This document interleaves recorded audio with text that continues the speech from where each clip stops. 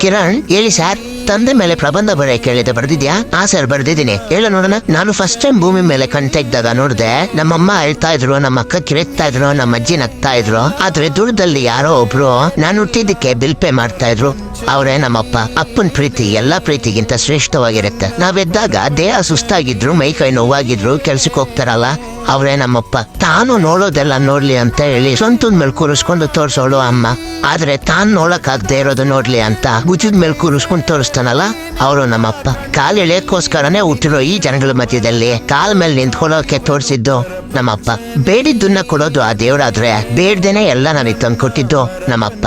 Branded ಬಟ್ಟೆ, shoe ಮತ್ತೆ ಮೊಬೈಲ್ನ ಅವನ್ ತಗೊಳಲ್ಲ. ಯಾಕೆ ಅಂದ್ರೆ ಅದನ್ನ ಅವನ್ ತಗೊಂಡ್ರೆ ನಮಗ್ ಕೊಡ್ಸಕ್ ಆಗಲ್ಲ ಅಂತ. ಅವನೇ ನಮ್ಮಪ್ಪ.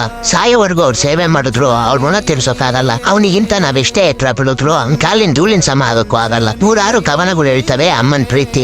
ಕವಿಗಳಿಗೂ ಗೊತ್ತಾಗ್ಲಿಲ್ಲ ಅಪ್ಪ ಪ್ರೀತಿ ಮಾಡೋ ರೀತಿ.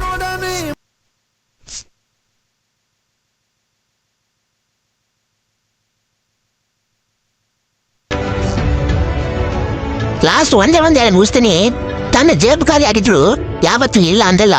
ಅಪ್ಪನಿಗಿಂತ ಶ್ರೀಮಂತ ಭೂಮಿ ಮೇಲೆ ಯಾವನೇ